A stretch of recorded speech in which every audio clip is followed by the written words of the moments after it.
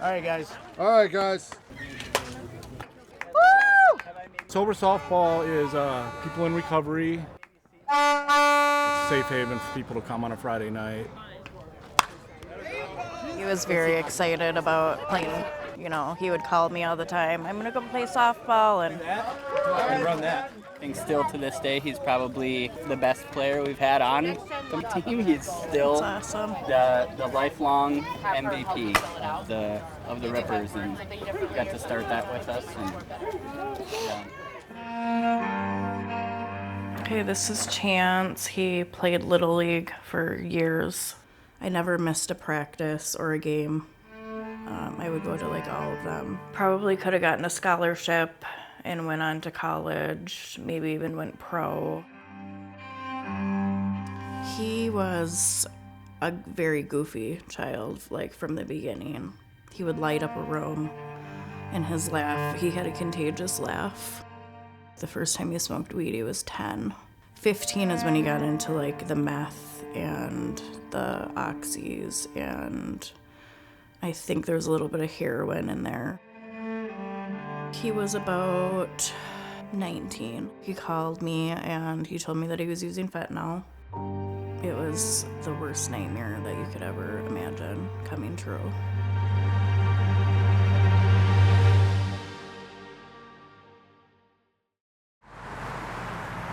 The number one thing killing people accidentally, yet it is rarely heard about. One person dies every 7 minutes from an overdose. Just from the time we started this interview, one person has died. There is an opioid crisis in Anoka County. 2 years ago, you didn't even talk about overdose in this county. It was this idea of not my backyard, that's not going to happen to my kid, that's not something that happens here, when all the data suggested otherwise. I think that there's always hope. We have the people, we have the tools, we have the things now where people don't have to die from this. We can engage people in a way and get them the resources and the tools they need to live. And it's the reason why people get well. It's because they believe that somehow, some way they can find that thing that's going to heal them. And I think that's all you need is hope.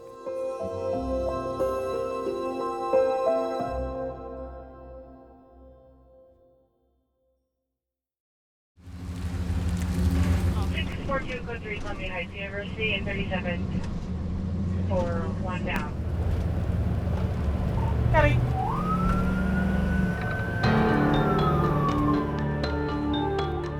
The big one is fentanyl. A lot of other street drugs are getting cut with fentanyl. So it was kind of like a combination of the two were causing the overdoses. I've had shifts where I was taking 5 or 6 overdoses or suspected overdoses on one shift. I don't know if we could ever verbalize adequately how dangerous things are or how bad things can get quickly. I think the issue with opiates, and it really only does take one time. First phase of the opioid epidemic was primarily an epidemic of prescription opioid use. And that happened between about 2000 2010, when the number of prescription opioids quadrupled. In many cases, prescription opioids are still the gateway drug for opioid use disorder. I've worked in downtown Anoka and lived in Anoka County my entire adult life. In 1998, I was on my way to work one morning and a person ran a red light and hit me, and I cracked the windshield with my head and sustained a couple herniated discs in my low back. I was prescribed Tylenol with codeine, which was not a big deal until it was. I got pregnant with twins in 2007, and I went into preterm labor at 22 and a half weeks. I gave birth to my twins, and they died a few hours later. And after that, I started using the narcotics to deal with my grief. I am a paralegal. I'm also a musician. I play polka music. I believe in God. I go to church. I try to do good things. I didn't ask for this to happen to me.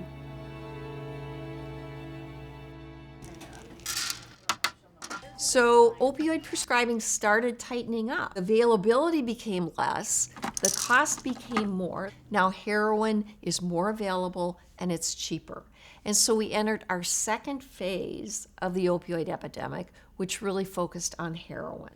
We're now in the third phase of the opioid epidemic, which again is more dependent on fentanyl and synthetic opioids.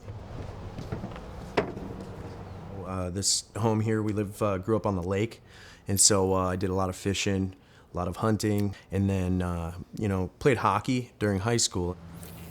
It wasn't ever a thought or even, in my mind of someday I'm going to be addicted to fentanyl. When I got into boxing, I took first in the state, 3 years in a row. And, I started training at a national level. There was one night where we were doing some weird stuff like grappling in the garage, and I had twisted around and landed upside down on my shoulder on the concrete. Basically, I had separated the cartilage and the nerves, the nerves that connect your shoulder. So I got prescribed Vicodin. There was, that time where I was, I took a few extra and I felt the first opiate high I ever had. It feels like an emotional warm blanket, like you're being covered in just a euphoria of it's like a dopamine flush. It was oh, I found the answer.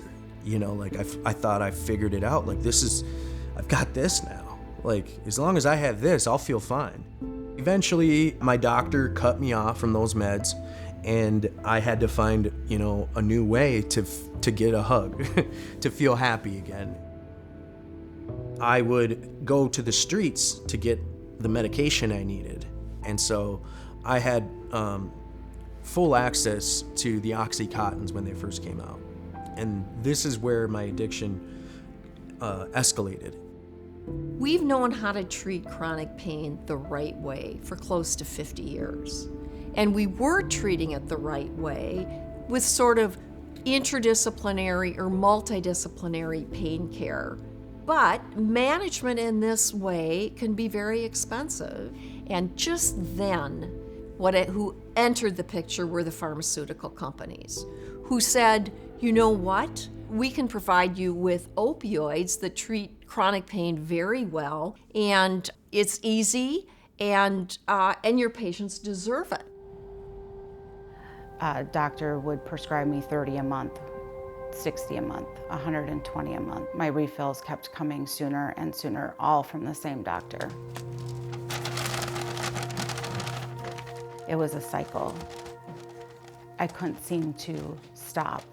The pills became more important than anything else in my life. So my rock bottom was on June 22nd, 2016. I broke into a friend's house looking for pills. I didn't think I would make it through the night without pills. I thought I would die. Several months after that, I was arrested. I was charged with second-degree burglary. I pled guilty to a felony. When I was arrested, the police made a comment that I wasn't what they expected for a second-degree burglar. It can happen to anyone. Addiction does not discriminate. When you take opioids for a long period of time and at high doses, your body has become dependent on it. That you will need higher and higher doses to give you the same result. I started learning how to snort Oxycontin. And then pretty soon, that was my go-to was heroin. And, I was snorting heroin. Eventually, I became so toxic that I was stealing, I was, trying to make money however I could. The worst day of my life, I took my daughter out to a restaurant. With me, on my person, I had drugs with me and I was actively using. And I went into the bathroom and I overdosed. And my own daughter had to witness that.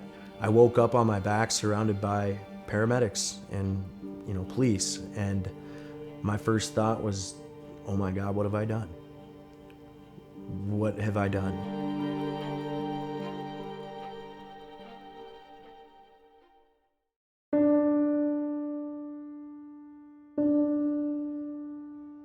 For people that don't know, fentanyl is 50 to 100 times stronger than heroin. And then they have another type of fentanyl called carfentanil that's 100 times stronger than fentanyl. Chance said that fentanyl would call his name all the time. It was like a demon in his head. He would try and quit, you know, he would want to quit and he just couldn't. Yeah, it took over his entire life. So he did get sober from fentanyl for, I think it was a year. He was in Teen Challenge and he did amazing. He was working out every day. He graduated from long-term. But that's when he started using it again. It was like 4 a.m. I woke up and my stomach was really upset. And I was like, why? You know, I just wasn't feeling right at all. Then his girlfriend texted me and she was like, I've been calling his phone over and over and over. One of his friends answered finally and said that he's going to the hospital. So we got there and he was hooked up to all the machines. It was breathing for him. And they said he was found in a house in Kettle River. He had to be airlifted. When they found him, he was aspirating. So I called everyone and I'm like, you might want to come up here. I made a post on Facebook because he knows so many people. Hundreds of people came to visit him, and people that were using, people that were in recovery. And this is when they were gonna like unplug the life support. So I just remember walking down the hall to where like his body was, and it was just haunting. Like it haunts me every day.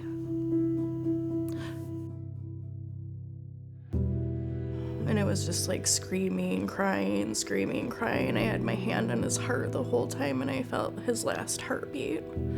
And I couldn't even like breathe.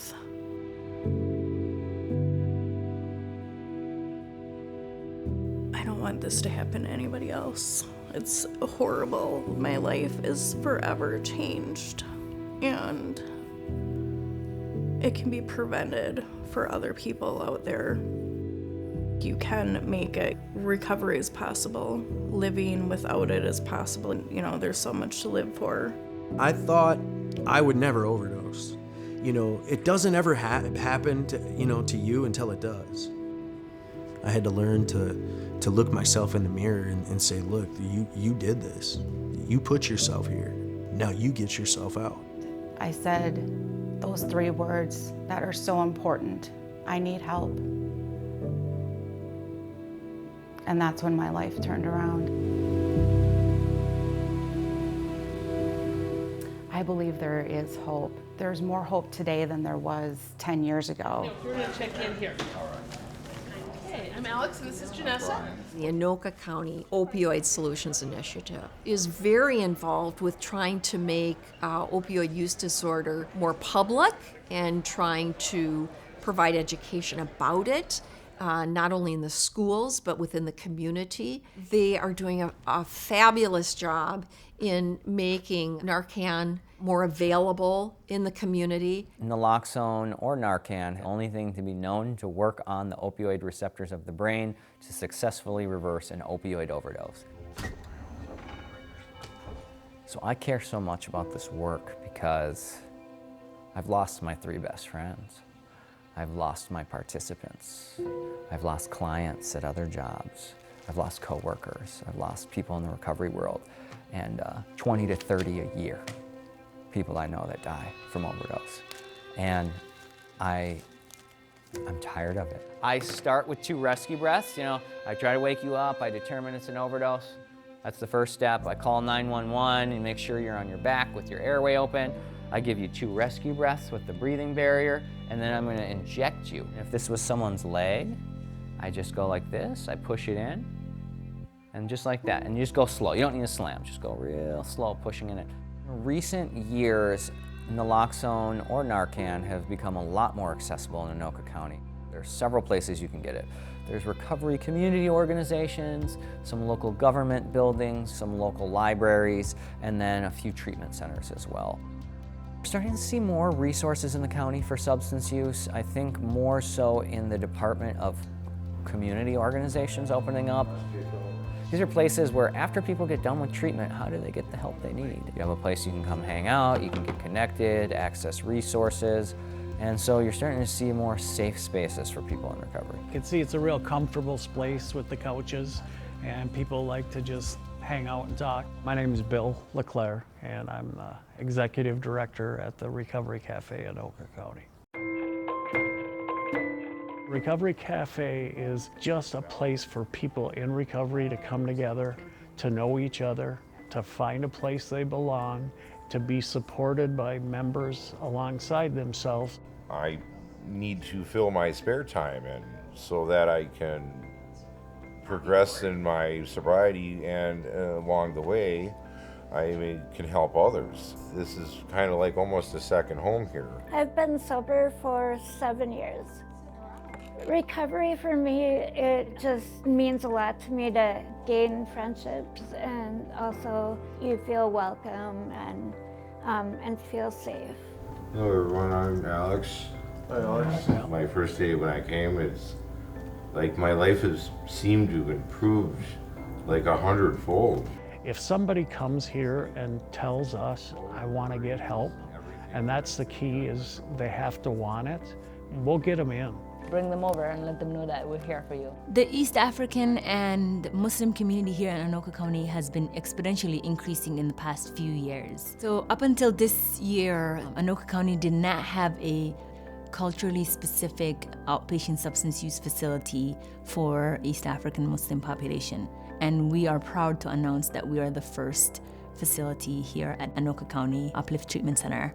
Communities of color are disproportionately impacted, and in 2024, Star Tribune did an article on, and they stated that in 2022 they found that the whole Black American community were 4 times more likely to die from opioid overdose, and Native Americans were 12 times more likely to die in comparison to their white counterparts in the community. Our mission and vision have always been ensuring that we provide the underserved population here in Anoka.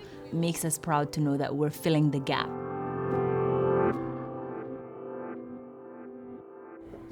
Come in. Hello. Hey, Doc. Hi. Hi, how we doing? Hi, Lewis. Well, I hear things are different now around the house. A little bit. It's a lot better. Hopefully, Yeah, hopefully it's a lot bit. better. We used to have a sanitation company, and I got crushed in between a dumpster and the ground. I had to go through 4 major surgeries and 2 minor surgeries to even get my legs to working where they are now. Yeah, it'd be sharp pain. Well, it's sharp, it's numb. Sometimes it's just hard to explain it. It's so intense that it's just, you don't know how to explain it. And it's been that way off and on for 25 years. At one time, I was on 18 different pills a day. At least. At least. So he's been on different doses of Vicodin, oxycodone, morphine, Oxycontin. Dilaudid, fentanyl. At one time, they had me on Oxycontin and oxycodone. He was an angry person. He didn't have joy in anything he wanted to do. And you just, after a while, you care less if you're here or not, because you don't have a life. Because even like being on them doses, my pain never got below a 7. When opioids are taken over a long period of time, they can actually make you more sensitive to pain. So in the long run, opioids can make chronic pain worse. So I would say our goal is to get patients to a minimal dose of opioids. This way, baby. And we recently looked at about 140 patients who went through our program, and 2/3 of those came off opioids entirely. But no wheelchair today. No, I haven't had to use it for over a year. We really do comprehensive medical management of chronic pain and really try to do it in a way that's integrated that the patient has one care plan and that all their healthcare providers are talking with each other. You look wonderful. Oh, things are a lot better. Yeah, it's a big difference.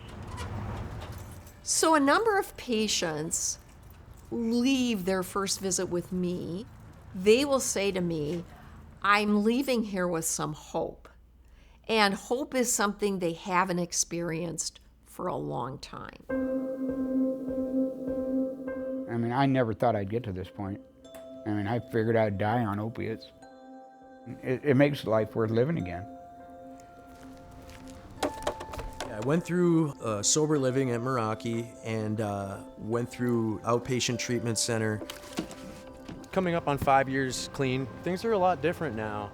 Just the beginning of this year, I kind of made a leap of faith and started my own general contracting company. I mean, I get to see my daughter, you know, whenever she's not hanging out with her teenage friends and stuff, but I have a lot more to lose now and a lot more to live for than I did before. I have 2 children. My son Christopher grew up playing polka music right alongside of me, and it's something that we can do together that we really enjoy. We've got the blues on the run. What has helped me to be sober today is working a 12-step program, working with other women, being out in the community, helping wherever I can. With the nasal ones, if I were to open this, instead of the spring load coming back, the button locks up in place. Even when I was wrapped up in my addiction, I had lost my home, I had lost all my friends. Anything of value in my life, I just had this little sliver to think that it could get better. And if someone can hold on to that, and then you can have someone walk alongside them and pair them with someone that says, hey, I got you, let me show you this, I think that you can do it. I feel like that's really important when you're trying to change your life. And having people around you that want to do the same thing, it only makes you want to do better. And it's still the community that I built my sobriety around from square one. And I also saw the people that I was closest to succeed right in front of me. Yeah. It brought a whole thought process where this was never possible to seeing it being possible. So it's Chance Lundgren is the initials, and then the ribbon is overdose awareness.